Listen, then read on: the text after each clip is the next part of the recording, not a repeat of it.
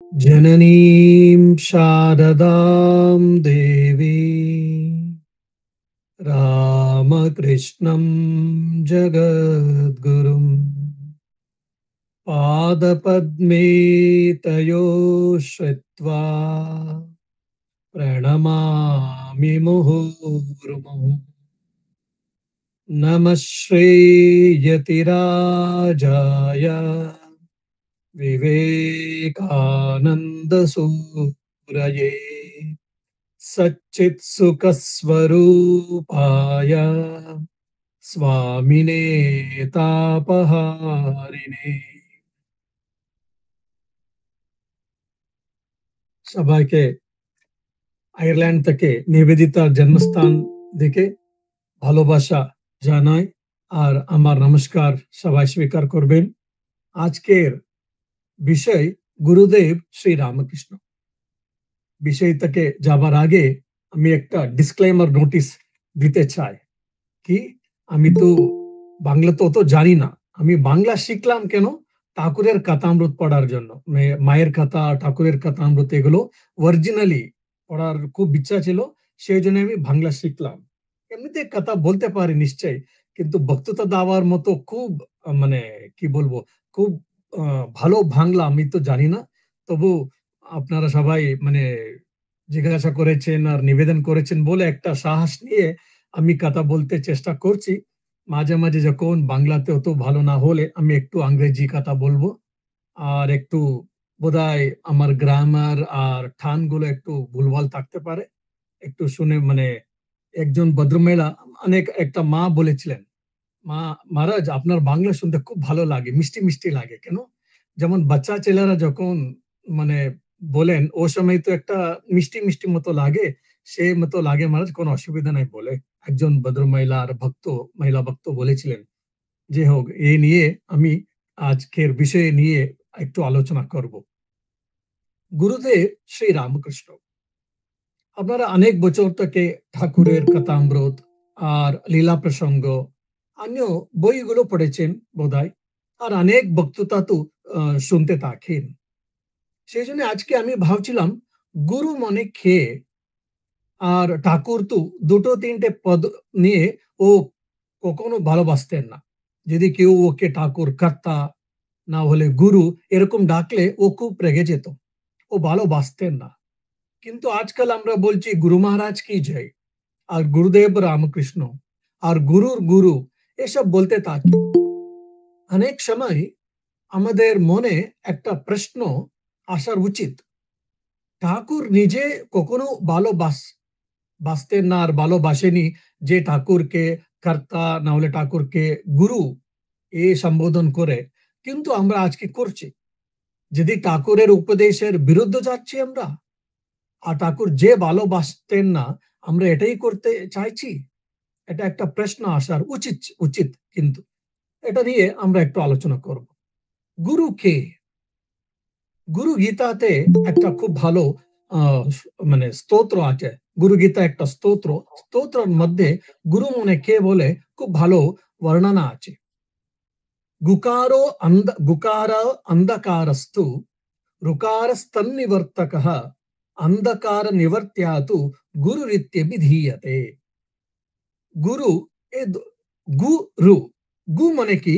গুকারো अंधकारस्तु, গু মানে অন্ধকার। অন্ধকার বলতে গেলে অজ্ঞান। আমার উপর আমি কে, ওর উপরে অজ্ঞান আছে।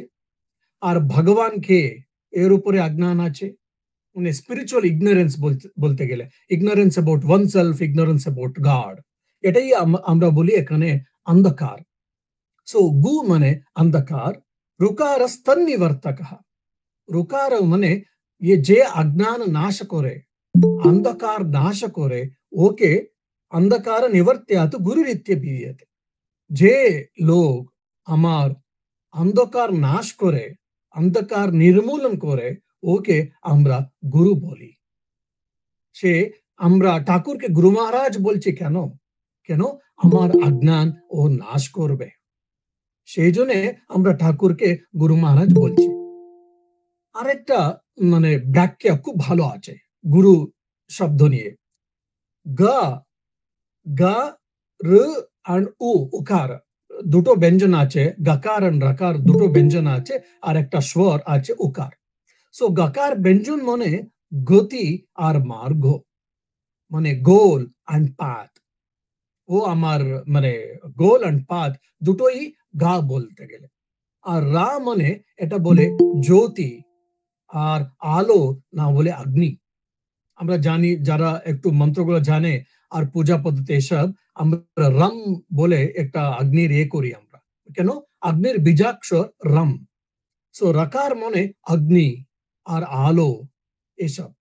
সো উকার মানে উদ্ধার, আপলিফটিং বলতে গেলে। উকার মানে আপলিফটিং, যে আমাদেরকে জ্ঞান দিবে, জ্ঞান দিয়ে আর আলো দিয়ে, আত্মজ্ঞানের আলো দিয়ে আমাদেরকে উদ্ধার করে আমাদের পরমপদ মানে প্রাপ্তি করার জন্য যে লোক আমাদেরকে সহায় করবে, কৃপা করবে, যে মানুষ, এই মানুষকে আমরা গুরু বলি। সো আমাদেরকে ঠাকুর আত্মজ্ঞান দিবে, ও নিজে স্বয়ং ভগবান, আর ওর দর্শন দিয়ে আমাদেরকে কল্যাণ করবে। সেই জন্য ঠাকুরকে আমরা বলি গুরু দেব আর গুরু মহারাজ। আর একটা স্তোত্রগুলো অত আমরা তো ছোট থেকে শুনে আসছি। গুরুকে মানে আমি যে গুরু গীতাটাকে বলেছি, অনেকরা জানতে, কেউ কেউ জানে, কেউ কেউ না জানেও, ঠিক আছে। কিন্তু গুরুকে আমরা বাচ্চা ছেলেদের থেকে আমরা মানে শিখে এসছি। গুরুর ব্রহ্মা গুরুর বিষ্ণু, গুরুর দেব মহেশ্বর, গুরু সাক্ষাৎ পরম ব্রহ্মা, তস্মৈ শ্রী গুরবে নমঃ। আমরা ছোট থেকে এটা শুনে আসছি। সো গুরুকে ব্রহ্মা বলা হয়েছে আমাদের শাস্ত্র, গুরুকে বিষ্ণু বলা হয়েছে, গুরুকে শিব বলা হয়েছে, আর গুরু সাক্ষাৎ পরব্রহ্ম বলা হয়েছে। সো গুরু ব্রহ্ম বিষ্ণু মহেশ্বর কিভাবে হতে পারে? গুরু আমাদেরকে অজ্ঞান নির্মূলন করে, আমাদেরকে আর যেমন আধ্যাত্মিক জীবনে যাবার জন্য আমাদেরকে সহায় করে, এসব আমরা বুঝতে পেরেছি, বুঝতে পারি, অনেক শুনেছি। কিন্তু গুরুকে আমরা ব্রহ্ম আর বিষ্ণু আর মহেশ্বর শিব বলতে থাকি কেন? জানি না। আপনারা কত লোক এটা নিয়ে আলোচনা করেছেন জানি না। আমি অনেক সময় এরকম কিছু স্তোত্রগুলো শুনতে থাকি, যখন শুনি আমি আলোচনা করতে থাকি, আমি নিজে চিন্তন করি কেন এরকম বলা হয়েছে। এরকম আলোচনা করার পরে একজন খুব সিনিয়র সাধুদের থেকে আমি এটা শুনেছিলাম, খুব ভালো লাগলো আমার। গুরুকে ব্রহ্ম কেন বলা হয়? আমাদের পুরাণগুলির মধ্যে দেখলে ব্রহ্মকে কি আমরা বলি? ও বলে সৃষ্টিকর্তা, যে সৃষ্টি করেন ওকে আমরা বলি ব্রহ্ম, চতুর্মুখ ব্রহ্ম। যে এই জগৎকে সৃষ্টি করেছেন, সমস্ত জগতের সমস্ত মানে জীবীগুলো আর মানে বস্তুগুলো সবকে সৃষ্টি করা হয়েছে কে? Brahma. So is the god of creation, creator god আর সৃষ্টিকর্তা। আর বিষ্ণুকে, বিষ্ণু তো পালন করে, যেমন মেইনটেনেন্স ডিপার্টমেন্ট থাকে কোম্পানিদের মধ্যে, আমাদের বাড়ি মেইনটেইন করতে হবে, আমাদের শরীর মেইনটেইন করতে হবে, আর আমাদের কি টাকা পয়সা মেইনটেইন করতে হবে, অনেক কিছু মেইনটেইন করতে হবে আমাদের জীবনে। এরকম বিষ্ণু মেইনটেইন করে, পালনকর্তা বলি আমরা, মানে এই মেইনটেনেন্স ডিপার্টমেন্ট থেকে। জগৎকে সৃষ্টি করা হয়েছে ব্রহ্ম, আর বিষ্ণু ওকে পালন করে, মেইনটেইন করে। ঠিক আছে, একজন সৃষ্টি করেছে, একজন পালন করছে। আর শিব কি করছে? ও লয়কর্তা, মানে যে মানে ব্রহ্মটাকে না অমুকটাকে এসছে, আবার ও লয় হয়ে যাবে, মানে বিনাশ নেই। লয় মানে ডিজলভিং অ্যাকচুয়ালি। অনেক সময় আমরা বলি শিব মানে বিনাশ, বিনাশ করে না, বিনাশ নাই, ওটা লয়া। লয়া মানে so from unmanifested form to manifested form. অব্যক্ত রূপ থেকে ব্যক্ত হলো জগৎ, আর ব্যক্ত রূপ থেকে আবার অব্যক্ত রূপ হবার জন্য আমরা বলি লয়। ও লয় কাজ কে করবে? শিব। সো একজন সৃষ্টিকর্তা, একজন পালনকর্তা, আর একজন লয়কর্তা, ও ব্রহ্মা বিষ্ণু মহেশ্বর। আর গুরু কিভাবে গুরু সৃষ্টিকর্তা আর পালনকর্তা লয়কর্তা হয়? কিভাবে মানে গুরু আমাদেরকে আধ্যাত্মিক জ্ঞান দিবেন। আধ্যাত্মিক জ্ঞান মানে আর একটা বলতে পারি আমরা বিবেক, যে সত্য আর অসত্য, যে বস্তু নিত্য, যে বস্তু অনিত্য, এরকম বিবেক জ্ঞান আমাদেরকে আমাদের মনের মধ্যে ও সৃষ্টি করেন। সেই জন্য গুরুকে আমরা ব্রহ্ম বলে হয়। ঠিক আছে, একটা আমরা যে ঠাকুরের কথামৃত পড়েছি আর একটা ভালো কথা শুনেছি, গল্প শুনেছি, ও সময় আমরা ভাবলাম হ্যাঁ হ্যাঁ ঠিক ঠিক, এটা ঠাকুরই আর ভগবান একই সত্য আর সব অনিত্য। আমরা শুনেছি ঠিক আছে, কিন্তু অনেক সময় ভক্তরা বলে মহারাজ আমরা যখন মঠে আসি, আশ্রমে আসি, না হলে আপনাদের কথাগুলো শুনলে খুব ভালো লাগে। হ্যাঁ তাই তো, এটা সব মহারাজ যে বলছেন এটা ঠিক তো, এরকম আমাদের লাগে বটে, ও সময় ঠিক থাকে। আর 5-10 মিনিট লেকচারের পরেও থাকতে পারে। যেমন আমরা বাড়িতে যাই আর কাজকর্ম মধ্যে যখন স্টার্ট করি সব চলে যায়, এ বেদান্ত এ সব চলে যায় মহারাজ, আবার অসুবিধা হয়ে যায়, কেন বুঝতে পারছি না। মানে সৃষ্টি তো হলো, আমাদের বিবেকের জ্ঞানের সৃষ্টি হলো, আহ কি বলবো, বর্ন মানে it has been produce, no, ওটা হলো, কিন্তু ওটা পালন হচ্ছে না। সে গুরু যখন আমাদের বিবেকের পালন করেন, আধ্যাত্মিক প্রজ্ঞা বলি আমরা, বিবেক বলি, সেই জন্য গুরুকে আমরা বলি বিষ্ণু। যেমন বিষ্ণু পালন কর্তা, আমাদের যে বিবেক আছে এই বিবেক একটা মেনটেন করতে থাকেন গুরু কৃপা থেকে। মানে বারংবার কেন আমরা গুরুকে প্রার্থনা করতে হবে? আমাদের উপাসনার মধ্যে প্রত্যেক দিন আমরা গুরু পূজা করি, আর গুরু আমাদেরকে ঠাকুরের সামনে নিয়ে যাওয়ার মতো আমরা ভাবি কেন?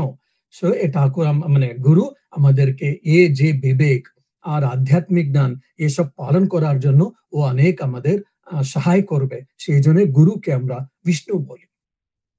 ঠিক আছে, সো লায়কর্তা কিভাবে?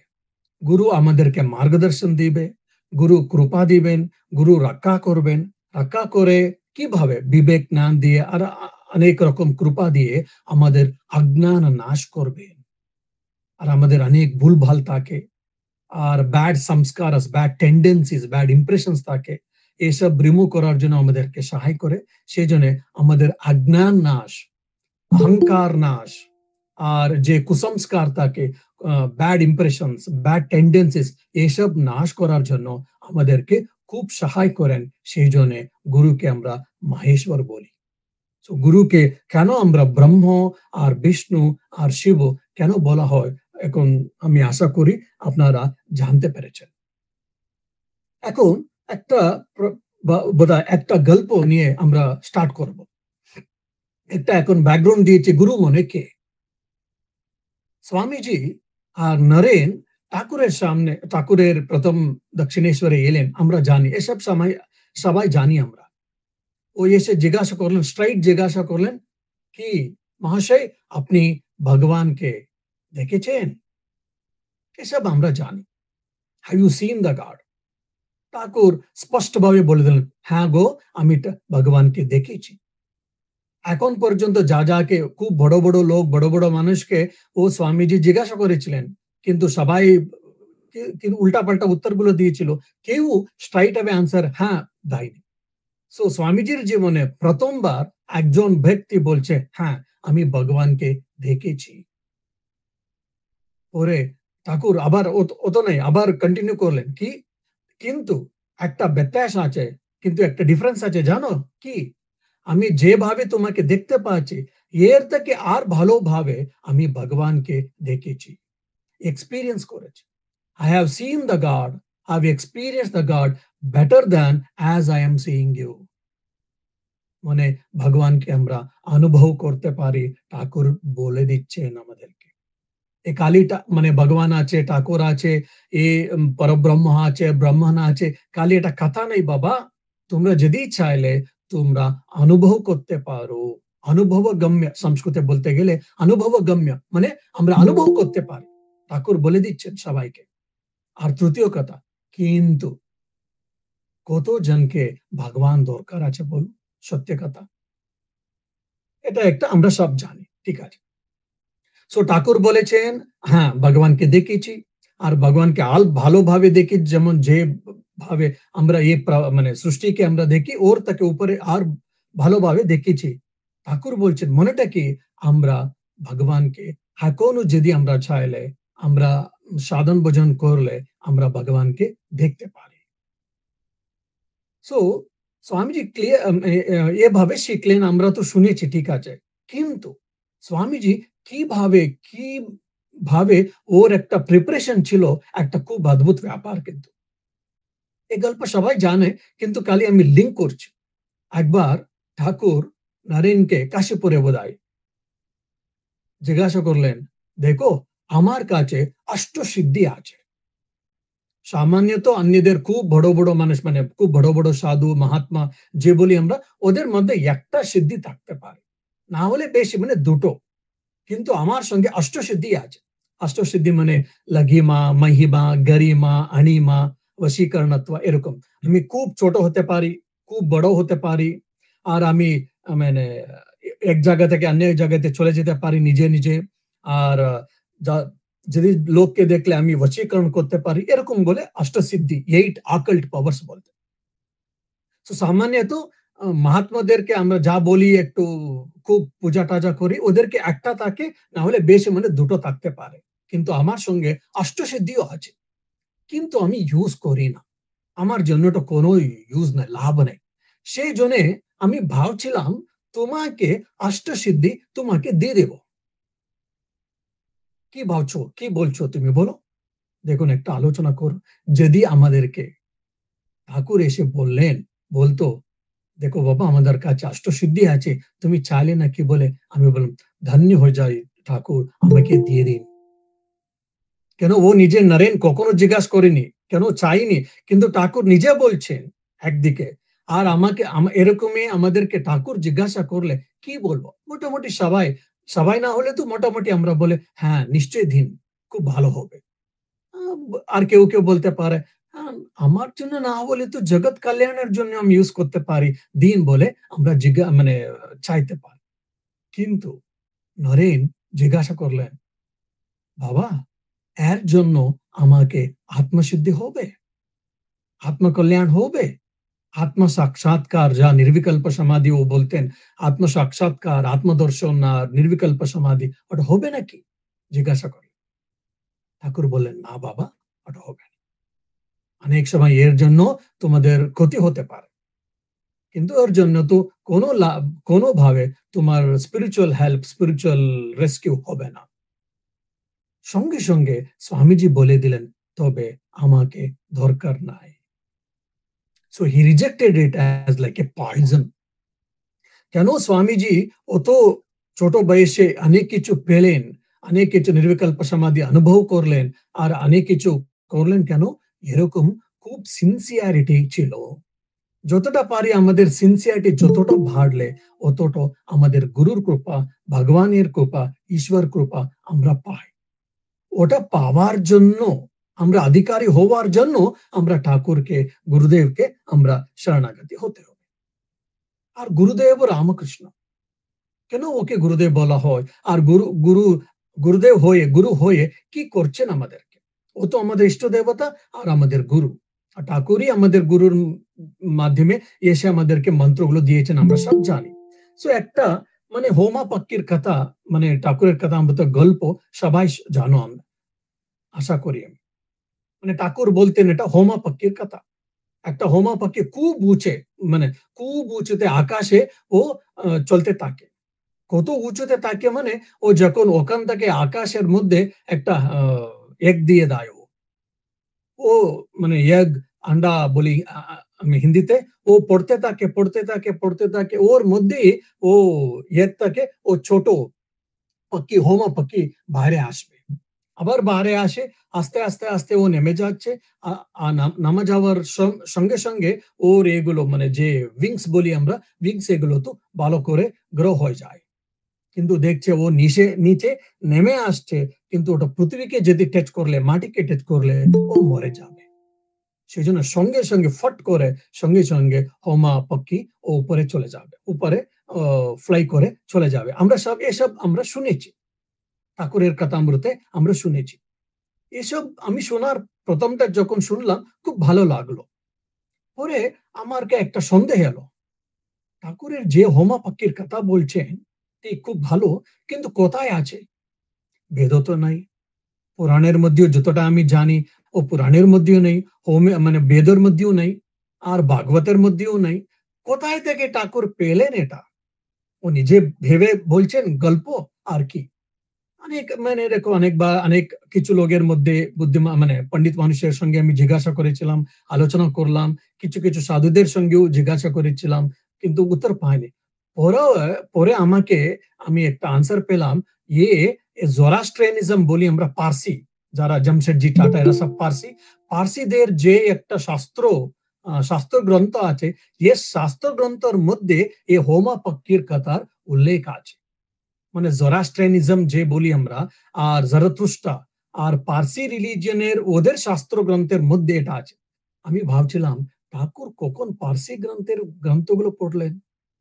নিশ্চয়ই ও তো পড়ি না, মানে যতটা আমরা জানি কিন্তু ও পড়াশোনা করেনি। তবে কি করে ও জানতে পারলে? কেন ও ইউনিভার্সাল মাইন্ড থেকে কানেক্টেড হয়েছে বলে এসব ও পেয়েছে। যে হোক, এসব একটা কথা।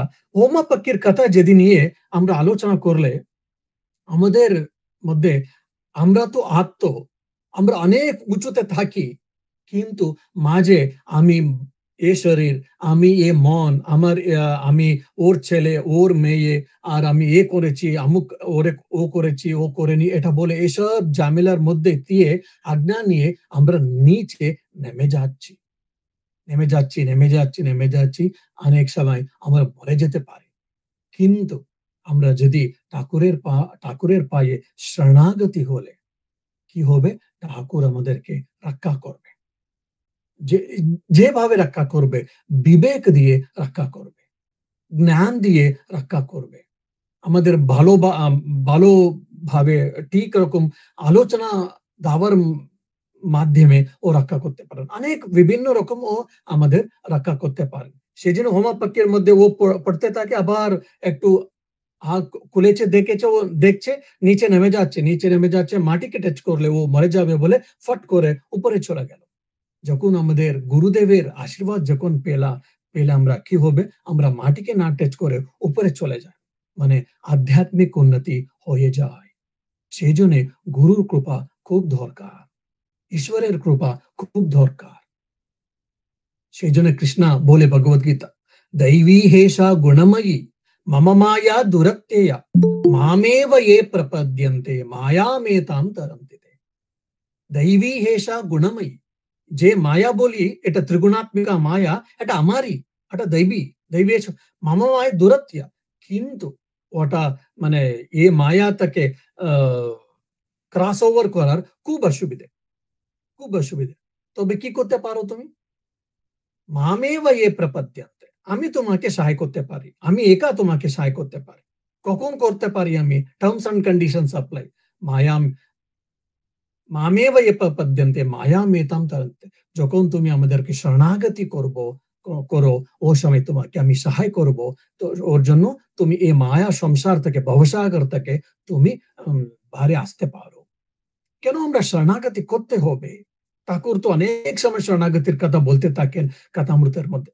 শরণাগতি করতে হবে কেন? শরণাগতি করলে কি হবে? ঠাকুরের ভাষাতে বলতে গেলে আমরা কাঁচা আমি থেকে পাকা আমি হয়ে যাই। অনেক সাধন ভোজন করছি, এ আমুক করছি, ও করছি, এসব করছি একদিকে। আরেকদিকে বলতে থাকি আমরা সব ঠাকুরের ইচ্ছা, সব ঠাকুরের ইচ্ছা, সব ঠাকুরের ইচ্ছা। কিন্তু সবসময় ঠাকুরের ইচ্ছা হয় না। কেন? আমাদের ইচ্ছা অনেক কিছু থাকে। আমাদের ইচ্ছার উপরে খুব ভালো একটা কি বলবো পালিশ দিয়ে দেয় আমরা, আর বলতে থাকি ঠাকুরের ইচ্ছা। কিন্তু যখন ঠাকুরের ইচ্ছা সবসময় হতে পারে জানো, আমরা কাঁচা আমি তাকে পাকা আমি যখন হয়ে যায়। সেই জন্য আমাদেরকে গুরুর কৃপা, ঈশ্বরের কৃপা দরকার। আরেকটা ঠাকুরের কৃপা যদি পেলে, একটা খুব সুন্দর গল্প একটা বলে আমি যাব। কিছুদিন আগে একজন ভদ্র মহিলাকে আমি একটা মেসেজ করলাম। ও আমার কথাগুলো, আমার ইংলিশ লেকচার গুলো যা হোক সব শুনে, সব শুনে মাঝে মাঝে ও লিখতো, এটা ভালো লাগলো, এটা বুঝতে পারি, আমি এটা বুঝতে পারিনি, এটা খুব ভালো লাগলো আমার, দ্বিতীয়বার তৃতীয়বার শুনলাম লেকচার, এই আমার কিছু লিখতেন, মাঝে মাঝে লিখতো। হঠাৎ করে আমি তো ১-২ মাস থাকে আমি তো ব্যস্ত ছিলাম। অনেক কাজকর্ম মানে অনেক দায়িত্ব নিয়ে আবার ইউএসএ গিয়েছিলাম এইজন্যে। আর ২-৩ মাস থেকে ওর মেসেজ পাইনি আমি। হঠাৎ করে ১ সপ্তাহ আগে হঠাৎ করে মনে পড়লো আমার, আচ্ছা এ ভদ্রমহিলা মেসেজ লিখতো, আজকাল লিখেনি তো ২-৩ মাস থেকে আমি কোনো শুনিনি। ও বোধহয় আশা করি ও ঠিকঠাক আছে। সে একটা মেসেজ দিলাম, "মা, অনেকদিন থেকে আমি শুনিনি কিছু। আশা করি আর প্রার্থনা করি আপনি ভালো আছেন" বলে। ১ দিনের মধ্যে ও লিখলো, "খুব মহারাজ আমাকে মনে করে লিখেছেন। খুব ভালো অনেক ধন্যবাদ। কোটি, কোটি ধন্যবাদ। আমি ঠাকুরের, মায়ের, স্বামীজির শরণাশ্রিত। ওর কৃপা আমার উপরে আছে মহারাজ। তো আমি কেন, কি নিয়ে আমি ভাবতে হবে? কি নিয়ে আমার মাথা যন্ত্রণা করতে হবে? আমি আনন্দে আছি মহারাজ। অনেক ধন্যবাদ।" আমি জিজ্ঞাসা করেছেন। আপনি জিজ্ঞাসা করেন। এটা একটা দুটো খুব সিম্পল সেন্টেন্স কিন্তু আমার কত ভালো লাগলো। বাহ! এ ভদ্রমহিলাকে, এ ভক্তকে কত বিশ্বাস আছে। আমি ঠাকুর মা স্বামীজির চরণাশ্রিত। ওর কৃপা থেকে আমি ভালো আছি। কেন আমি আলোচনা করতে হবে? What is the necessity of not being well? What's the necessity of not getting perturbed? কত বিশ্বাস! এরকম আমাদের এর মধ্যে একটা বিশ্বাস এসে গেলে না অনেক ভালো হয়ে যাবে। আমরা একদিকে ঠাকুরের কৃপা বলতে থাকি, আরেকদিকে ঠাকুরের আ আশীর্বাদ বলতে থাকি, আরেকদিকে আমরা মনে অনেক কিছু নিয়ে আমরা ভাবতে পারি, টেনশন নিয়ে, স্ট্রেস নিয়ে অনেক কিছু করতে থাকি। ঠিক আছে, এরকম আমাদের জীবন। কিন্তু আস্তে, আস্তে এগুলো ঠাকুরের উপরে বেশি নির্ভর হয়ে গেলে না, এগুলো সব নেমে যায়। এটা হবার জন্য আমরা সব আ সাধন ভজন করতে হবে, জপ ধ্যান করতে হবে, এসব করতে হবে। করতে কি হবে জানো? একটা ব্যবসায়াত্মিকা বুদ্ধি এসে যাবে। এটা গীতাতে কৃষ্ণ বলে। যোগী মানুষের আর আসল ভক্তদের মন কিরকম থাকে? ওর মন আর বুদ্ধি ব্যবসায়াত্মিকা বুদ্ধি। ঠাকুরের কৃপা যখন ভালোভাবে হয়, আর ঠাকুরের কৃপা তো সবসময় হয়ে থাকে যা মা বলেছেন। যখন আমরা অধিকারী হয়ে যাই, আমাদের মন ব্যবসায়াত্মিকা বুদ্ধি হয়ে যায়। ব্যবসায়াত্মিকা বুদ্ধি মানে কি? ইংরেজিতে বলতে গেলে এটা ওয়েল কাল্টিভেটেড ইন্টেলেক্ট। আর আ সংস্কৃতে না বলে বাংলাতে বলতে গেলে আমি বলতে পারি সংস্করণ মানুষ মন আর একনিষ্ঠা মন। আমি একটা ডিসাইড করেছি। আমি ঠাকুরকে নিয়ে বেঁচে থাকি। ঠাকুরকে নিয়ে থাকি আর একদিকে আর আমি তো পৃথিবীতে আছি, সংসারে আছি। সংসারে আছি বলে একটা আমার কাজকর্ম দায়িত্ব যা আছে আমি করতে থাকি। কিন্তু ঠাকুর একমাত্র আমাকে দরকার। আমরা অনেক সময় ভাবি। আমি তো ভাবি আপনারাও তো সবাই ভাবেন সেইজন্য আপনারা এই সৎসঙ্গে এসছেন। ঠাকুরকে ধরলে হয়ে যাবে। ঠাকুরকে দেখলে হয়ে যাবে। আর কিছু চাই না। অনেক সময় আমরা ভাবি কিন্তু সবসময় ভাবতে পারি না। কোনো ভাবি, কখনো ভাবছে না। কখনো আমাদের মানে সংসারের যে কাজকর্ম, দায়িত্ব ওগুলো নিয়ে ব্যস্ত থাকি, ভুলে যাই। কখনো জবদান একটু ভালো করতে থাকি। কখনো মন এদিকে ওদিকে চলে থাকে। আর অনেক সময় ভুলে যাই আমাদের আ ভগবানকে হোক আর যে আধ্যাত্মিক জীবনে হোক, এরকম কিছু এরকম চলতে থাকে আমাদের সব জীবন। কেন? এটা অব্যবসায়াত্মিক বুদ্ধি আছে। যেমন একটা নদী চলতে থাকে গঙ্গা। গঙ্গা আস্তে বাঙ্গালে চলে যাচ্ছে। কিন্তু মাঝখানে অনেক জায়গা থেকে এই ক্যানাল গুলো ডাইভারশন হয়ে গেলে কি হবে? ও সমুদ্রে চলে যাবে না। এ এদিকে ওদিকে আমুক জায়গাতে আ বিভিন্ন দিকে ও চলে যায়। এরকমই আমাদের মন এখন আছে। এই মুহূর্তে আমাদের মন। যখন আমাদের ভগবানের মধ্যে শরণাগতি করে আর গুরুদেবের চরণাশ্রিত করে এগুলো আমরা চলতে থাকলে আস্তে সাধন ভোজন করতে আমাদের মন পরিষ্কার হয়ে কি হয়? আমাদের ব্যবসায়াত্মিকা বুদ্ধি হয়ে যায়। আমি অনেক সাধুদের মধ্যে, অনেক ভক্তদের মধ্যে দেখেছি। যারা খুব ভালোভাবে ঠিকভাবে যেভাবে ঠাকুরমা স্বামীজি বলেছেন, এরকম যতটা পারে ওরা এরকম ওদের জীবন মানে করতে থাকলে, সাধন ভোজন করতে থাকলে অনেক বছরের মধ্যে ও ওদের ব্যবসায়াত্মিকা বুদ্ধি হয়ে যায়। মানে একদিকে মন থাকে সবসময়। এরকম নয় সব মানে বাড়ি আর সংসার এসব ছেড়ে আসতে হবে বলছি না আমি। হ্যাঁ, যারা সাধুরা আছে ওরা মঠে থাকে, যারা মানে বিয়ে করেছে এসব আছে বাড়িতে থাকে নিশ্চয়ই। আমাদের দায়িত্বগুলো যে আছে, আমরা সাধুরা অনেক দায়িত্ব নিতে হবে, আপনারও অনেক দায়িত্ব নিতে হবে, নিশ্চয় বটে। কিন্তু এ দায়িত্ব নেওয়ার মধ্যেই আমরা ঠাকুরকে ধরে থাকতে পারি। এটা ব্যবসায়াত্মিকা বুদ্ধি বলে। এইজন্যে আমরা গুরুদেবকে প্রার্থনা করতে হবে, ঠাকুরকে প্রার্থনা করতে হবে, এ ব্যবসায়াত্মিকা বুদ্ধি আসার জন্য। সেইজন্য দেখুন ঠাকুর কত ভালো বললেন, পৃথিবীতে কিভাবে থাকতে হবে, জগতে আর সংসারে কিভাবে থাকতে হবে। যে ঠাকুর একটা ছেলে-মেয়েদের খেলা নিয়ে ও মানে খুব ভালো অবজারভেশন ছিলেন ও ঠাকুরের সেজন্য। একদিকে একটা পোল ধরে আমরা মানে খেলা করতে থাকি আমরা। we hold a pillar in one hand we'll be keep on rotating that. এরকম এক হাতে তুমি ভগবানকে ধরো, ঈশ্বরকে ধরো, এক হাতে তোমরা কাজকর্ম করতে থাকো।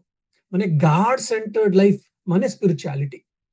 ঠাকুরকে ধরে আমরা সব কাজকর্ম করতে থাকি। এটা বলি ব্যবসায়াত্মিক বুদ্ধি। ওর জন্য একটা ডিসিপ্লিন গুলো দরকার, সংযম দরকার, মন সংযম দরকার, ইন্দ্রিয় সংযম দরকার, একটু মানে ডিসিপ্লিনড লাইফ এসব দরকার। এসব করতে থাকলে কি হবে, আস্তে আস্তে আস্তে ডিসিপ্লিনড মাইন্ড হয়ে যাবে, ও সময় পিউরিফাইড মাইন্ড হয়ে যাবে, মন পরিষ্কার হয়ে যাবে। ও সময় আমাদের যে ছোটখাটি এগুলো আশাগুলো থাকে আর ডিজায়ার্স গুলো থাকে, ও আস্তে আস্তে আস্তে কম হয়ে যায়। আর খালি ঠাকুরের নিয়ে আমরা বেশি বেশি আমরা ইম্পর্টেন্স করতে থাকি। আমরা দায়িত্ব নিতে পারি, আমরা দায়িত্ব করতে পারি, কিন্তু কিন্তু আমরা ঠাকুরকে নিয়ে জীবন করতে পারি। এটাই বলি আমরা ব্যবসায়াত্মিক বুদ্ধি। সৎসঙ্গ যাবেন আর প্রত্যেক দিন আশ্রমে যাবেন, মঠে গিয়ে আপনারা আরতি অ্যাটেন্ড করছেন আর রিট্রিট গুলো অ্যাটেন্ড করছেন, অনেক মানে পড়াশোনা করছেন, সাধন ভজন করছেন। এসব করতে করতে কি হতে হবে, একটা ব্যবসায়াত্মিক বুদ্ধি আমরা আসতে হবে। যেমন সব সাধু মানে বড় সাধুদের আর ঠাকুরের পার্শ্বদের আর অনেক ভক্তদের দেখেছি আমি ব্যবসায়াত্মিক বুদ্ধি থেকে। যেমন লাটু মহারাজের কথা যদি বলতে গেলে, লাটু মহারাজ ও তো পড়াশোনা করেনি। ঠাকুর তো পড়াশোনা করেছিলেন, 4 ক্লাস 4th ক্লাস ছিল, 4th গ্রেড করেছিলেন আর পড়াশোনা করতো, লিখতে পারতো ঠাকুর। কিন্তু লাটু মহারাজ লিখতেও পারতেন না, পড়াশোনাও জানতেন না, কিছু পড়তে পারতেন না। কিন্তু যে বলতেন পরবর্তীকালে লাটু মহারাজ যে বলতেন, ওটা উপনিষদের মন্ত্রগুলো আমরা যে পড়ি ওটা ট্রান্সলেশনের মতো লাটু মহারাজ বলতেন। ওটা কিভাবে বললেন, খালি গুরুর কৃপা, গুরুর কৃপা, গুরুর কৃপা। ঠাকুর যে বললেন ও খুব সিনসিয়ারলি ফলো করলো। ঠাকুর যে বলেছেন ওটা খুব সিনসিয়ারলি ফলো করলো। ও ব্যবসায়াত্মিক বুদ্ধি ছিল, কোনো ডাইভার্সন ছিল না ওর মনে। সেই জন্য ও আধ্যাত্মিক উন্নতি হলো, আত্মলাভ হলো, আত্মসিদ্ধি হলো, যা হোক। আর এই ঠাকুরের একটা মানে কি বলবো, জগৎ গুরু ঠাকুর, গুরুর গুরু আর জগৎ গুরু। কেন? যে মতে থাকি আমরা, বৈষ্ণব হতে পারে, শাক্ত হতে পারে, শৈব হতে পারে, আর কৌমারী হতে পারে, গণপতি হতে, যে বিভিন্ন মতগুলো আমাদের মধ্যে থাকে, হিন্দু ধর্মের মধ্যে অনেক মতীয়গুলো আছে। যে মতে থাকতে পারি আমরা ঠাকুরকে যদি আমরা ধরে থাকলে ঠাকুর আমাদেরকে আশীর্বাদ করে আর কি বলবো গাইডেন্স দিতে পারে। সেই জন্য ওকে জগৎগুরু বলা হয়। আর আমাদের যে স্বভাব থাকে এর তাকে আমাদের উপরে নিয়ে যাবে। একটু আমার খুব অ্যাক্টিভ আছে, খুব লেজি আছে, না হলে খুব পড়াশোনা করতে চায়, না কেউ কেউ খুব গান-টান এসব করতে চায়, ইমোশনাল আছে। বিভিন্ন রকম মানে স্বভাব, নেচার থাকে আমাদের। কিন্তু আমাদের সবার জন্য ঠাকুর যে করলে ওর ভালো হবে, আধ্যাত্মিক উন্নতি হবে, আত্মকল্যাণ হবে জানে। সেভাবে আমাদেরকে সব ও হেল্প করছে। কিন্তু খালি আমরা বুঝতে হবে, ওটা নিয়ে আমরা এগিয়ে যেতে হবে। সেজন্য ঠাকুরকে আমরা গুরুদেব রামকৃষ্ণ বলি আর জগৎগুরু রামকৃষ্ণ আমরা বলি। কিন্তু আরেকটা কথা হতে পারে, আমি যে প্রশ্ন করেছিলাম প্রথম দিকে, ঠাকুরকে ও তো নিজে কর্তা আর গুরু ভালোবাসতেন না। আমরা গুরু মহারাজ বলছি, গুরুদেব বলছি আর গুরুর গুরু বলছি, আচার্যাণাম মহাচার্য বলেছেন শরৎ মহারাজ সর্বধর্ম স্থাপকস্তম স্তোত্রের মধ্যে। তবে কিভাবে? দেখুন বিভিন্ন রকম গুরুগুলো আমাদের মধ্যে আছে। একটা দীক্ষা গুরু আর একটা শিক্ষা গুরু আর শিক্ষা গুরু। যে আমাদেরকে দীক্ষা পাই আমরা, যে গুরু তাকে ও বলে দীক্ষা গুরু। অনেক সময় ওদের সঙ্গে আমরা থাকতে পারি না। যে আসামে যায়, আসামে সাধুরা থাকে, ও আসামের অধ্যক্ষ মহারাজ আছে, ও আমাদেরকে মার্গদর্শন করতে থাকে, আর অন্য সাধুরা মার্গদর্শন করতে থাকে। ওরা সব শিক্ষা গুরু হয়। এটা একটা। আরেকটা দেখুন, আমরা বড় যখন হয়, অনেক জীবনে অনেক রকম অনুভব থাকে। সেই জন্য ছোট বাচ্চাদের আর যুবক যুবতীর আমরা একটা কি বলবো, গাইডেন্স দিতে পারি। কেন আমরা একটা বড় হয়ে গেছি, জীবনে অনেক কিছু দেখেছি একটা। আর আমাদের সাধুদের মধ্যে দেখলে ওরা অনেক কিছু পড়াশোনা করেছে, অনেক কিছু জপ ধ্যান করেছে, অনেক সাধন ভজন করে ওরা জীবনে অনেক এগিয়ে গিয়েছে। সেই জন্য ওরা আমাদেরকে মার্গদর্শন করতে পারে। দ্বিতীয় তৃতীয়, ও তো আধ্যাত্মিকতা অনেক উন্নতি হয়ে গেছে। একটা খুব বড় মানুষ, সাধু মানুষ, মহাত্মা বলি আমরা, এরকম থাকে কেউ কেউ, ওরা আমাদেরকে মার্গদর্শন করে। আর প্রবাদীরা, প্রফেটস, যখন সাধু মানে সেইন্টস এন্ড প্রফেটস, এরা গুরু হয়। কিন্তু যখন ভগবান মানে যে আমরা ঈশ্বর বলি, ভগবান বলি, ঈশ্বর, গড, ইনকারনেশন, ও গড নিজে অবতার পুরুষ হয়ে, অবতার হয়ে জন্ম নিয়ে ও যখন গুরু হয়, ওটা একটা অদ্ভুত ব্যাপার। সে ঠাকুর আমরা গুরুদেব রামকৃষ্ণ বলি, গুরু মহারাজ বলি, যে স্বয়ং ঈশ্বর আর স্বয়ং বিষ্ণু ভগবান, ও নিজে যে রাম হয়েছিল, যে কৃষ্ণ হয়েছিল, এ তেমনি ও রামকৃষ্ণ হয়েছে, ও নিজে বলেছেন, ও নিজে অবতার নিয়েছে, জন্ম নিয়ে আমাদেরকে মার্গদর্শন করছেন। ও গুরু, ও আত্মদর্শন মানে যে মানে এটা লীলা প্রসঙ্গ পড়লে খুব ভালো আমরা বুঝতে পারি ঠাকুর গুরুর মানে কি বলবো রোল আর গুরুর কাজ কিভাবে করছে। ও ইগোইস্টিক্যালি নাই। ও দেখো আমি কত ফেমাস আছি, শান্তিপ্রসাদ কত ফেমাস আছে জানো, আমি তো অনেক পড়াশোনা করেছি, অনেক শুনছে লোক, আমাকে খুব ভালোবাসে, আমার বক্তৃতা খুব ভালোবাসে, এরকম ইগোইস্টিক্যালি ও মার্গদর্শন করেনি। সো সেলফ ইমেজ আর সেলফ অ্যাগ্রেন্ডাইজমেন্ট ইংলিশে বলি, এরকম নাই। তবে কি করে, ও যে নির্বিকল্প সমাধিতে অনেক সময় 6 মাস নির্বিকল্প সমাধিতে ও ছিলেন, আমরা সব জানি। ও নির্বিকল্প সমাধি থেকে যখন নিয়ে এলেন, নামলেন, ও সময় মা বললেন, ভাवमुखे তাক, ভাवमुखे তাক, ভাवमुखे তাক, আমরা সব জানি এটা। সো ভাवमुखे তাক মা বললেন, এ ভাवमुखे ঠাকুরের মন ভাवमुखे আছে, ভাवमुखे থেকে এ গুরুর কাজ, গুরুর দায়িত্ব ও নিয়েছেন। ভাবমুখে মানেটা কি? খুব মানে একটা খুব ইম্পর্টেন্ট কনসেপ্ট, এটা খুব ভালো কনসেপ্ট এটা। ভাবমুখ কনসেপ্ট না যদি বুঝলে আমরা ঠাকুরের প্রতি আমরা বুঝি না আমরা কিন্তু। মানে একটা খুব সিম্পল এ বলছি। যেমন একটা নির্বিকল্প সমাধি। নির্বিকল্প সমাধিতে আমরা যখন নির্বিকল্প সমাধিতে যাই, ও সময় কোনো দ্বৈত ভাব থাকে না। যখন আমি কথা বলছি, আপনারা শুনছেন। সো আপনারা শুনছেন আর আপনারা অনুভব করছেন, এসব আছে। সো ত্রিপুটি বলি আমরা, জ্ঞাতা, জ্ঞান আর জ্ঞেয়। জ্ঞাতা আপনারা, কে শুনছে, আপনারা শুনছেন। কি শুনছেন, পদগুলি আর বক্তৃতা শুনছেন। শোনার জন্য আপনাদের জ্ঞান আসছে। জ্ঞাতা, জ্ঞান, জ্ঞেয়। জ্ঞেয় মানে সাবজেক্ট ম্যাটার। এখন ঠাকুর আমাদের সাবজেক্ট ম্যাটার। এ তিনটেই হচ্ছে এখন। কিন্তু যখন নির্বিকল্প সমাধিতে চলে গেলে আমরা এই তিনটেই ডিজলভ হয়ে যায়, লাই হয়ে যায়, কালি কালি আত্মত্যাগে। এটা বলি আমরা নির্বিকল্প সমাধি। ঠিক আছে। সবিকল্প সমাধিতে যখন থাকলে যে আমরা মানে পতঞ্জলি যোগ সূত্রের মধ্যে এসব অনেক কিছু আছে, আর বিভিন্ন রকম সবিকল্প সমাধিগুলো থাকে। এই সবিকল্প সমাধি মানে বলতে গেলে সিম্পলিফাই করে বলছি আমি, সবিকল্প সমাধির মধ্যে মন খুব একাগ্রত হয়ে থাকে, কিন্তু একটা নেম ফর্ম, একটা আকার আর একটা শব্দ এগুলো থাকে কিন্তু। কিন্তু মন একাগ্রতা থাকে, কিন্তু শব্দ এসব হতে, যেমন একটা ঠাকুরকে নিয়ে আমরা সাধন ভজন করছি, ধ্যান করছি, আমি সবিকল্প সমাধি পেয়েছি, আমি ঠাকুরকে নিজে ভাবছি, ঠাকুরকে নিজে দেখতে পাচ্ছি, কোনো ইমাজিনেশন নাই, কিন্তু দেখছি। এ নির্বিকল্প সমাধি আর সবিকল্প সমাধির মধ্যে একটা অবস্থা আছে, ওটা বলি আমরা ভাব। যেমন একটা কম্পাউন্ডের উপরে কেউ দাঁড়িয়ে আছে, কম্পাউন্ডের উপরে অনেক উঁচু ছিল, সো কম্পাউন্ডের উপরে দাঁড়িয়ে আছে, ও কম্পাউন্ডের ভিতরে কি চলছে, কি কি আছে ও দেখতে পাচ্ছে, আর কম্পাউন্ডের বাইরে যে আছে সব দেখতে পাচ্ছে। কিন্তু যে লোক বাইরে আছেন, কম্পাউন্ডে তাকে বাইরে আসছে, বাইরে তাকে না দাঁড়িয়ে আছেন, ওরা বুঝতে পারে না কি চলছে কম্পাউন্ডের ভিতরে। আর যে লোক কম্পাউন্ডের ভিতরে আছে ওরা বুঝতে পারবে না, দেখতে পারবে না কম্পাউন্ডের বাইরে কি চলছে। কিন্তু যে কম্পাউন্ডের উপরে দাঁড়িয়ে আছে ওরা কম্পাউন্ডের বাইরে কি চলছে, কম্পাউন্ডের ভিতরে কি চলছে দুটোই দেখতে পারে। ये अवस्था ভাবমুখের অবস্থা। ঠাকুর এ ভাবমুখের অবস্থার মধ্যে থেকে ওখান থেকে ও গুরুর কাজগুলো করেছেন। সেই জন্য ও আচার্যাণাম মহাচার্য আর গুরুদেব রামকৃষ্ণ।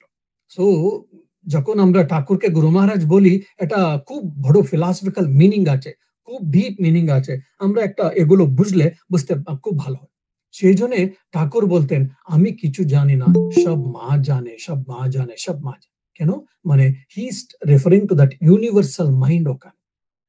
সো কাঁচা আমি নাই, পুরো পাকা আমি আছে।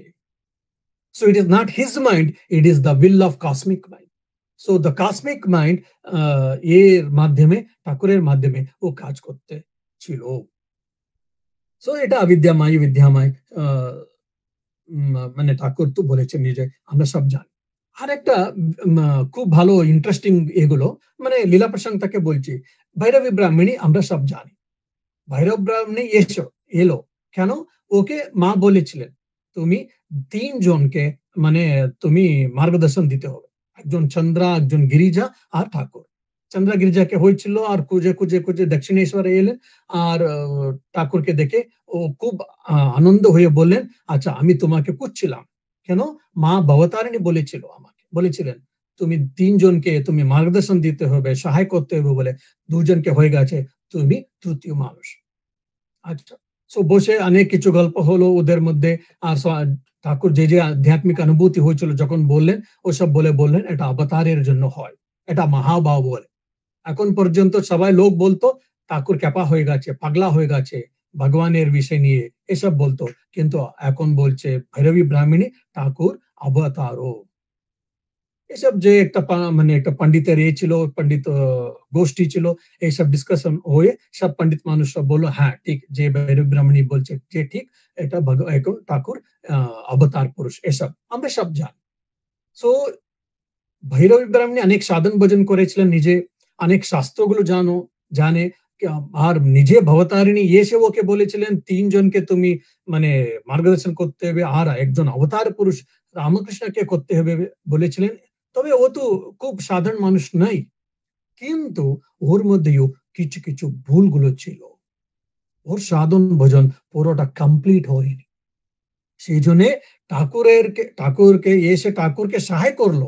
সহায় করতে করতে ওর নিজের জীবনে যে ভুল ভাব ছিল এসব ঠিক হয়ে ওর জীবন একটা কমপ্লিট হলো, পূর্ণ হলো। গুরুদেব রামকৃষ্ণ যারা গুরু হয়ে ঠাকুরকে এসে সহায় করলেন, মার্গদর্শন করলো, ওরা নিজে ওর অনেক কিছু ঠাকুর থেকে পেয়ে আনন্দে পূর্ণরূপে ওরা চলে গেল। যেমন তোতাপুরীর জীবনে দেখতে পারি ও ৪০ বছর অনেক সাধন ভজন করে ও নির্বিকল্প সমাধির অনুভূতি হয়েছিল। তবে ও শক্তিকে স্বীকার করেনি, মাকে স্বীকার করেনি। যখন ঠাকুর মায়ের প্রতি ও গান করতেন, ভজন করে গান করতেন, ও বলতো কি বাবা আপ রোটি কর রে ক্যা, এরকম মানে মজাক করতো। ঠাকুর অনেক সময় মানে রেগে যেত, কিন্তু গুরু আছেন বলে চুপচাপ থাকতেন ঠাকুর। কিন্তু পরে ঠাকুরের কৃপা থাকে ও মায়াকে না হলে শক্তি স্বীকার করে ওর জীবনে আর ওর জ্ঞান সম্পূর্ণ হয়ে আনন্দে চলে গেল। ৩ দিন থেকে কোথায় থাকতেন না তোতাপুরী, কিন্তু ঠাকুরের সঙ্গে ১১ মাস ছিলেন। মানে ঠাকুরের মানে কত টান ছিল আমরা বুঝতে পারি। ও ব্রহ্মজ্ঞানী, খুব জ্ঞানী মানুষ, কিন্তু ও ঠাকুরের স্নেহ নিয়ে ১১ মাস এক জায়গাতে ছিলেন। মানে ঠাকুর কত ভালোবাসা, প্রেমের ঠাকুর আমরা বলে থাকি, আনন্দময়ী ঠাকুর, প্রেমের ঠাকুর আমরা বলতে থাকি না। এইগুলো ঘটনাগুলো নিয়ে আমরা ভাবলে আর ভালো করে ভাবতে পারি, বুঝতে পারি। আরেকটা কথা বলতে পারি, নরেন। নরেন সবসময় ও তো খুব রেশনাল ছিল, আমরা সব জানি, খুব পড়াশোনা করতো ও সময় আর ইউনিভার্সিটি গ্রাজুয়েট এসব ছিল। ঠাকুর তো মানে গ্রামের ছেলে এসব।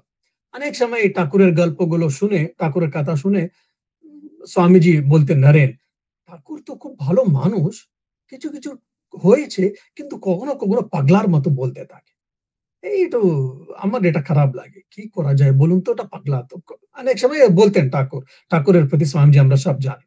একবার ঠাকুর ভাগবতের কথা নিয়ে বলতে থাকতেন, বলতেছিলেন। আর ওর মধ্যে রাধার প্রেম নিয়ে অনেক কিছু বর্ণন করলেন ঠাকুর। ও খুব মানতেন সেই জন্য। কিন্তু স্বামীজি মানেনি এটা। সব খালি এটা উল্টাপাল্টা আছে। আ খুব উল্টাপাল্টা বলতে এগুলো খালি পোয়েটিক ইমাজিনেশন বলতে গেলে। এটা কবির একটা আলোচনা ছিল। এটা তো কখনো হয় না এটা এরকম। এসব আ স্বামীজি অনেক সময় ঠাকুরের সঙ্গে ও বলে কি ডিবেট করেছিলেন। একবার ঠাকুর স্বামীজিকে বললেন, "তুমি আমার সঙ্গে এসো।" ঠিক আছে? ঠাকুর স্বামীজি তো খালি দুজন যাচ্ছে। আ ওর ঘর থেকে আস্তে পঞ্চবটি থেকে গেলেন। পঞ্চবটিতে হঠাৎ করে ঠাকুর আ মুড়লেন। মুড়ে বললেন, "দেখো রাধা আছে এখানে।" ওরা দুজনই কালি। রাধা কোথায় থেকে আসবে আবার? ওর স্বামীজি আলোচনা করছেন। ফট করে ১, ২, ৩ সেকেন্ডের মধ্যে ঠাকুরের নিজের মানে দেহ ও রাধার মতো সম্পূর্ণ ট্রান্সফর্ম হয়ে গেল। স্বামীজি যখন নিজে চোখে রাধার দর্শন হলো, প্রেমময়ী রাধা ও আ দর্শন হয়ে গেল। ওর দিন থেকে রাধা ভক্তি, রাধা প্রেম নিয়ে কখনো সন্দেহ ছিল না। সে লেকচার কলমু টালমোরার একটা লেকচারের মধ্যে স্বামীজি একটা বলেন, "গীতাতে খুব ভালো ফিলসফি আছে নিশ্চয়। কিন্তু ভাগবতে আমরা যা রাধা প্রেম দেখছি, ওটাকে তুলনা করলে ভগবদ্গীতার প্রফাউন্ড ফিলসফি কিচ্ছু নেই" বলেন। যে বেদান্তি, যে ব্রহ্মজ্ঞানী, যে rationalist এসব আমরা বলি ঠাকুরের কৃপা থেকে কত চেঞ্জ হয়েছিল স্বামীজি। ও বলে এখন রাধার প্রেমের সামনে এসব কিছু নেই বলে। কত ট্রান্সফরমেশন হয়েছিল নারায়ণের মনে আর স্বামীজির মনে। কিভাবে? ঠাকুরের কৃপাতে। এরকম অনেক কিছু আমরা মানে পার্শ্বদের জীবন থেকে হোক আর ভক্তদের জীবন থেকে হোক, ওদের অনেক কিছু ওরা পেয়েছে। আজকাল অনেকরা এখনো ঠাকুরের দর্শন, ঠাকুরের কৃপা আর গুরুর কৃপা এখনো অনেক ভক্তরা, সাধুরা মানে পাচ্ছে। সেইজন্য একটা এই বিশ্বাস নিয়ে, শ্রদ্ধা নিয়ে আর ঠাকুর যে বলেছেন কথামৃতে আমরা পড়ি, লীলা প্রসঙ্গে পড়ি, যতটা পারি, যথাসাধ্য আমরা করতে থাকলে হবে। কি হবে? আস্তে আমাদের মধ্যে যে কলমশ আছে, মেন্টাল ইমপিউরিটি এগুলো কম হতে পারে, হতে থাকে। পরে ঠাকুরকে খালি একটা আলোচনা করার বিষয় নেই, খালি একটা ভাবার কথা নাই। কিন্তু আমরা অনুভূতি করতে পারি বলে আমাদের বিশ্বাস এসে যাবে। একদিনের কিন্তু আজকে না হলে কালকে ঠাকুরের আমাদের অনুভূতি হবে। ঠাকুরের কৃপা পেয়ে আমাদের জীবন কল্যাণ হয়ে যাবে। এর জন্য আমরা একটু আলোচনা করতে হবে ওর প্রতি, ওদের চিন্তন করতে হবে, ভজন, সাধন এসব যতটা পারি আমরা করতে থাকতে হবে। ওর কৃপার জন্য আমরা নিবেদন করতে হলে একদিক এক একদিনে অন্তত ওর কৃপার তাকে আমরা আত্মানুভব আর ভগবত দর্শন হয়ে যাবে। তবে আমরা আনন্দে থাকতে পারি। এটাই বলে worldliness এর জন্য যে প্রাপঞ্চিকতা বলি আমরা, এর জন্য আমরা অনেক অসুবিধা আ আ মানে অনুভব করছি। ঠাকুর কৃপাতে ওয়ার্ল্ডলিনেস প্রাপঞ্চিকতা চলে গেলে তবে ওয়ার্ল্ডের মধ্যে যদি থাকলেও প্রপঞ্চের মধ্যে এই সমাজের মধ্যে থাকলেও কোনো অসুবিধা হবে না। আনন্দে থাকতে পারে। এর জন্য আমরা ঠাকুরের কৃপা দরকার, ঠাকুরের সহায় দরকার। এ ঠাকুর মা স্বামীজি আমাদের গুরুদেব আপনাদের সবাইকে আশীর্বাদ করবেন। আমরা সবাই ভা ভালো থাকবেন। এটাই আমি প্রার্থনা করে আমার বক্তৃতা শেষ করছি। অনেক ধন্যবাদ। জয় ঠাকুর, জয় মা, জয় স্বামীজি।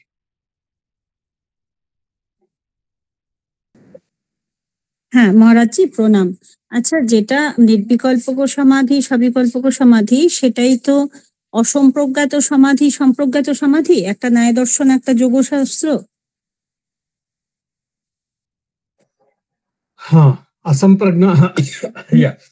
অসম্প্রজ্ঞাত সমাধি, সম্প্রজ্ঞাত সমাধি ডিভিশন একটা অন্যরকম থাকে। নির্বিকল্প সমাধি আর সবিকল্প সমাধি একটা খুব ব্রড ক্লাসিফিকেশন বলে থাকি। সে এগুলো বলতে গেলে আবার আমি কি বলবো, পতঞ্জলি যোগ সূত্রের মধ্যে হ্যাঁ, যেতে হবে। ঠিক আছে। হুম, হুম।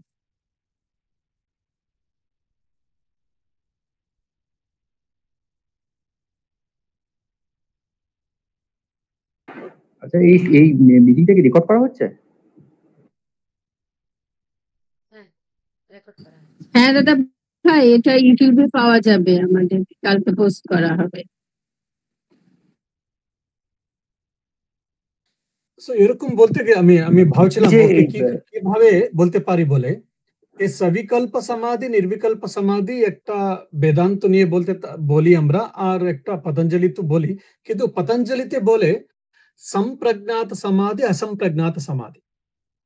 ये संप्रज्ञात समाधि के আমরা सविकल्प समाधि বলি, আর असंप्रज्ञात समाधि के निर्विकल्प समाधि বলি আমরা। আর এর মধ্যে আর संप्रज्ञात সমাধির মধ্যে আর 4 রকম আছে।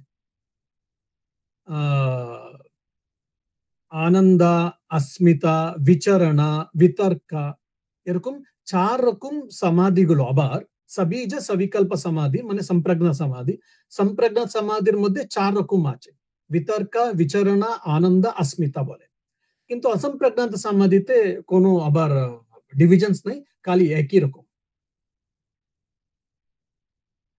হ্যাঁ মহারাজ জি, প্রণাম।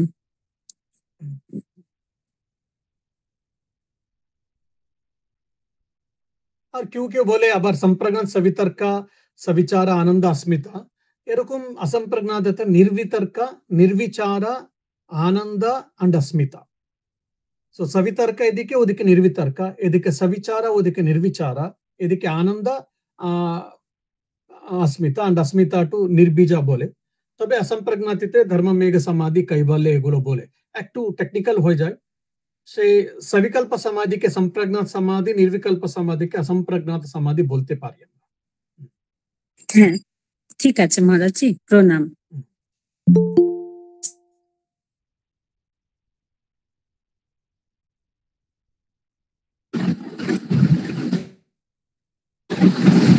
দাদা ভাই দিদি ভাইদের যদি কোনো প্রশ্ন না থাকে, মহারাজের এই মূল্যবান সময় আমরা অতিবাহিত করব না, পরবর্তী পর্যায়ে আমরা এগিয়ে যাব। আমরা এতক্ষণ হ্যাঁ বলুন। প্রণাম মহারাজ, নমস্কার। আপনাদের সবাইকে আমার অনেক অনেক শ্রদ্ধা এবং নমস্কার, শুভকামনা জানালাম। মহারাজজি যে বাংলা বলতে পারেন এত সুন্দর আমি জানতাম না, খুব সুন্দর বাংলা বলেন, খুব ভালো লাগলো, খুব ভালো আলোচনা, সুন্দর আলোচনা, থ্যাংক ইউ, খুব সুন্দর। আমি এটাও জানতাম না যে হোমা পাখি কথা কোথাও লেখা নেই, বেদে নেই, উপনিষদে নেই, শুধুমাত্র পার্সি যারা জরথ্রুস্টিয়ান যাদের বলে তাদের বইয়ের মধ্যে আছে। এটা আমিও মানে খুব অবাক হলাম শুনে। খুব সুন্দর আলোচনা, খুব সুন্দর, থ্যাংক ইউ, অনেক অনেক নমস্কার। স্বামীজি স্বামীজি নমস্কার। আমার একটা প্রশ্ন হচ্ছে, সবিকল্প আর নির্বিকল্প সমাধি আর ঠাকুরকে যখন মা বললেন ভাব মুখে থাকতে, ওটা কি সবিকল্প আর নির্বিকল্প ইনট্রানজিটে ভাব মুখেটা? ভাবমুখে মানে সবিকল্প ইট ইজ ইন ইনট্রানজিট, মানে যেটা থ্রেশহোল্ড অফ দ্য হাউস বলতে পারি। It is not in transit, intermediary space এটা বলি আমরা। So it is intermediary between संप्रज्ञात और असंप्रज्ञात আর সবিকল্প নির্বিকল্প সমাধি। মানে একটা ঘরের ভেতরে আর ঘরের বাইরের যে দোরগোড়াটা, সেই দোরগোড়ার উপরে থাকার মানে ভাবমুখে থাকা। হ্যাঁ সে বলছি, এটা মাঝখানে সবিকল্প সমাধি নির্বিকল্প সমাধির মাঝখানের স্থিতি, এটা ভাবমুখের স্থিতি। Okay okay okay okay, thank you. This is very unique one, at least we don't get anywhere easily in the scriptures. হ্যাঁ এটা ওটা ভাবে আনতে হবে, বুঝতে হবে, না হলে ওটা ঠিক এক্স্যাক্টলি ওভাবে ঘরের বাইরে ঘরের মাঝের ইনট্রানজিটে ওভাবে বোঝা যায় না। ওটা ওই ভাবটা নিয়ে আসতে হবে আর কি, তবে ভাব মুখে বোঝাটা বোঝা যাবে। ওকে, ধন্যবাদ স্বামী। ঠিক আছে মহারাজ, অনেক অনেক আমার প্রণাম জানাই, আর কি বলবো, খুব ভালো আলোচনা, নমস্কার, প্রণাম, জয় রামকৃষ্ণ। আমার কথা শোনা যাচ্ছে? হ্যাঁ বলো অর্কা। হ্যাঁ, বলছি যে এই বিষয়টা হচ্ছে যে সম্প্রজ্ঞাত সমাধি আর অসম্প্রজ্ঞাত সমাধি, এই যে দুটো বিষয় আজকে মূল আলোচ্য বিষয়ের মধ্যে আছে। এই সম্প্রজ্ঞাত সমাধির মূলত চারটে ভাগ আছে। একটা হচ্ছে স্ববিতর্ক, একটা হচ্ছে স্ববিচার, একটা হচ্ছে সানন্দ, একটা হচ্ছে শাসমিত সমাধি। আর অসম্প্রজ্ঞাত সমাধি যেটা আছে, এই অসম্প্রজ্ঞাত সমাধির তাকে মূলত বলা হচ্ছে নির্বীজ সমাধি বা নিরালম্ব সমাধি। এখন এই সানন্দ, স্ববিচার, শাসমিত এবং স্ববিতর্ক সমাধি, এগুলোর মধ্যে কিছু প্রকার ভেদ আছে। এগুলো প্রত্যেকটাই হচ্ছে সম্প্রজ্ঞাত সমাধি, ঠিক আছে? যেমন হচ্ছে স্ববিতর্ক সমাধি হচ্ছে কোনো বাহ্য স্থূল যে কোনো বিষয় বা বস্তুভিত্তিক কোনো বিষয়, সেই বিষয়ে যখন চিত্ত যখন ধ্যান নিবিষ্ট হচ্ছে বা সেটাই যখন ধ্যেয় বস্তু যখন হচ্ছে সাধকের মনে, তখন সেটাকে বলা হচ্ছে স্ববিতর্ক সম্প্রজ্ঞাত সমাধি। আবার স্ববিচার সম্প্রজ্ঞাত সমাধি হচ্ছে বাহ্য স্থূল বিষয় চিত্ত নিবেশ আয়ত্ত হলে তাকে সেই যোগীর যে বাহ্য সূক্ষ্ম বিষয় চিত্ত নিবেশ যখন করে যখন ধ্যানস্থ হন, তখন সেই প্রকার সমাধি হচ্ছে স্ববিচার সমাধি। সানন্দ সমাধি আবার আছে, শাসমিত সমাধি আছে। এখন বিষয়টা হচ্ছে যে এই প্রত্যেকটা সমাধির মধ্যেই মানে শাসমিত সমাধি বাদ দিয়ে বাকি প্রথম যে তিনটে সমাধি আছে, এই তিনটে সমাধিতে কিন্তু বাহ্য স্থূল বিষয় এবং বাহ্য সূক্ষ্ম বিষয়ের উপর বেশি জোর দেওয়া হয়েছে, হাইলাইট করা হচ্ছে। তাহলে বাহ্য বিষয়ের উপর চিত্তনিবেশ বা বাহ্য বিষয়ের উপর মনোনিবেশ করে চিত্তকে ধ্যানস্থ করা বা ধ্যেয় বস্তুকে মধ্যে ধ্যানস্থ হওয়া, এই বিষয়টা কিন্তু মূলত হচ্ছে সম্প্রজ্ঞাত সমাধির একটা জেনারেল ডেফিনেশন বলা যেতে পারে। এটা হচ্ছে আমার প্রথম পয়েন্ট ছিল। হ্যাঁ, ধন্যবাদ। আর একটা বিষয় হচ্ছে যে আমাদের দেহতত্ত্ব বলছে যে আমাদের দেহের বিভিন্ন স্থানের মানসিক প্রকৃতি এবং তার বিকাশ প্রস্ফুটিত হয়ে জ্ঞানের প্রকাশ পায়। তাই সর্বতভাবে বলা চলে যে দেহতত্ত্বের যে গুচ্ছ তত্ত্ব, সেই গুচ্ছ তত্ত্বই কিন্তু আত্মতত্ত্ব। তাহলে এই দেহতত্ত্ব এবং আত্মতত্ত্ব বা দেহতত্ত্ব এবং অন্তর্তত্ত্ব, এই দুটোর মধ্যে কি মানে আর কি এরা একে অপরের কি সহায়ক, নাকি এরা একে অপরের কন্ট্রাডিকশন হিসেবে কাজ করছে?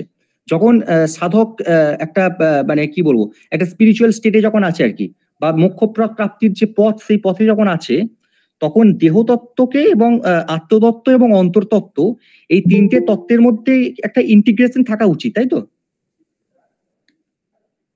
মানে দেখো, মানে সম্প্রজ্ঞ সমাধি অসম্প্রজ্ঞ সমাধি সব পতঞ্জলি যোগ সূত্র থেকে আসে। পতঞ্জলি যোগ সাংখ্য যোগ নিয়ে আছে। সাংখ্য যোগতে মুক্তিকে বলা হয় পুরুষ প্রকৃতি ভেদ জ্ঞান। মানে পুরুষ আলোচনা করছে আমি প্রকৃতির যে গুণগুলো আছে ও অধ্যারোপ করে, ও পুরুষ বলছে আমি এটা করছি ওটা করছি বলে, ওটা অজ্ঞানে। যখন এটা অজ্ঞান নাশ হয়, মানে এটা কি পুরুষ আর প্রকৃতি মানে এটা ভেদ হয়ে যায়, গেট সেপারেটেড। এটা পুরুষ প্রকৃতি ভেদ জ্ঞান, এটা মুক্তি বলা হয় সাংখ্য যোগতে। সো এটাই ওদের মানে মুক্তি আর রিয়েলাইজেশন আর এমানসিপেশন যে আমরা ইংরেজিতে বলি, এটা হয়। সেই আত্মতত্ত্ব দেহতত্ত্ব মানে আর মাঝখানে একটা তত্ত্ব, এটা কোথায় তাকে আপনি রেফারেন্স করে আর জিজ্ঞাসা করছেন কিভাবে, আমি বুঝতে পারছি না। হ্যাঁ, আত্মতত্ত্ব বিষয়টা হচ্ছে আমি একটা মানে বই থেকে আর কি পেয়েছিলাম, আধারালয় বলে একটা বই ছিল, আমি সেখান থেকে আর কি আত্মতত্ত্ব এই মানে দেহতত্ত্বের সংজ্ঞাটা পেয়েছিলাম আর কি।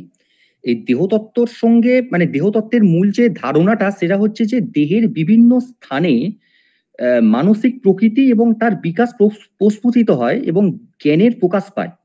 এবং আমাদের এই দেহই হচ্ছে মূলত একটা আসন বা আধার, যেখানে বসে সাধনা করা যায়। মানব দেহই হচ্ছে সাধনার একটা আধার। এইটা হচ্ছে দেহতত্ত্বের মূল ধারণা।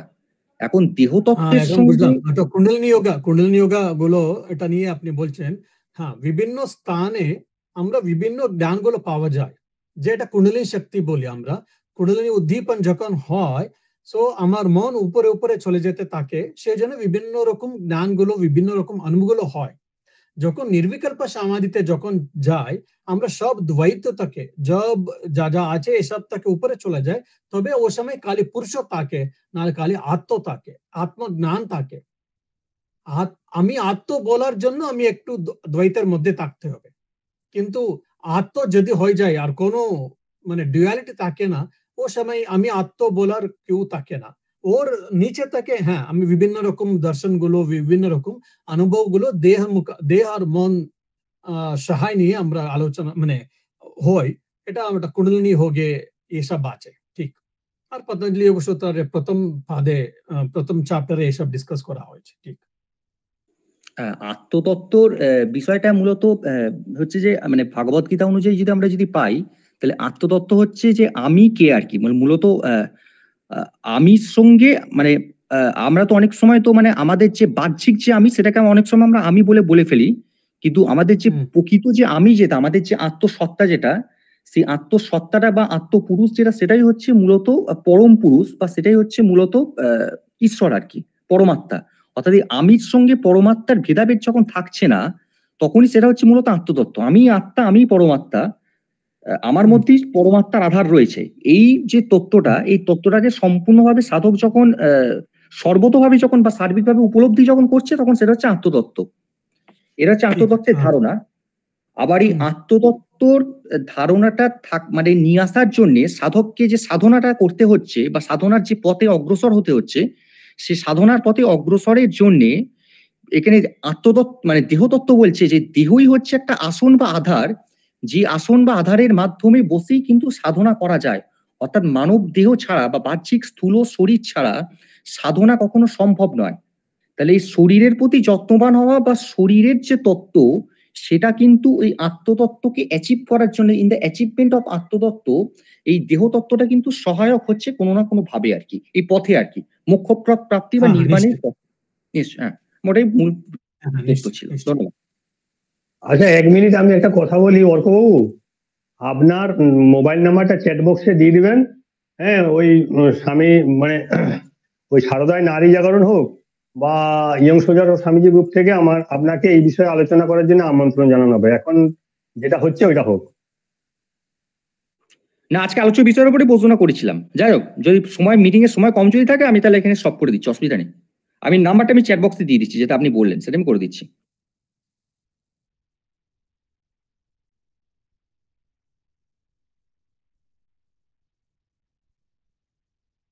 ঠিক আছে, ভালো থাকবেন সবাই, ধন্যবাদ। মহারাজের গান আছে তো? ও, গান আছে? হ্যাঁ, এখন গান আছে, আমি আজ গানটা তো শুনবো মহারাজজি। আচ্ছা, ঠিক আছে, আমি 1 মিনিট দেন আমাকে, আমি একটু হারমোনিয়াম রেডি করতে হবে। ঠিক আছে, ঠিক আছে। গাহো রে জয় জয় রাম কৃষ্ণ নাম, গাহো রে জয় জয় রাম কৃষ্ণ নাম। আজি ये शुभ दिन मिलिए भगत जन, আজি ये शुभ दिन मिलिए भगत जन। गाहो गाहो राम कृष्ण नाम, गाहो गाहो राम कृष्ण नाम। गाहो रे जय जय राम कृष्ण नाम, गाहो रे जय जय राम कृष्ण नाम। राम कृष्ण नामे राम कृष्ण प्रेमे, राम कृष्ण नामे राम कृष्ण प्रेमे। मातिया वो तक धर धाम, मातिया वो तक धर धाम। गाहो रे जय जय राम कृष्ण नाम, गाहो रे जय राम कृष्ण नाम। हरिते भुवा प्रेम अवतार, हरिते भुवा प्रेम अवतार। प्रभु राम कृष्ण गुणधाम, प्रभु राम कृष्ण गुणधाम। गाहो रे जय जय राम कृष्ण नाम गाहो रे जय जय राम कृष्ण नाम जय राम जय कृष्ण विश्व गुरु राम कृष्ण जय राम जय कृष्ण विश्व गुरु राम कृष्ण नाकाधारे श्याम शिव श्याम आकाधारे श्याम शिव श्याम गाहो रे जय जय राम कृष्ण नाम गाहो रे जय जय राम कृष्ण नाम भजो रे जय जय राम कृष्ण नाम भजो रे जय जय राम कृष्ण नाम जपो रे जय जय राम कृष्ण नाम जपो रे जय जय राम कृष्ण नाम गाहो रे जय जय राम कृष्ण नाम ओम शांति शांति शांति हरि ओम तत्सत श्री राम कृष्णार्पणमस्तु।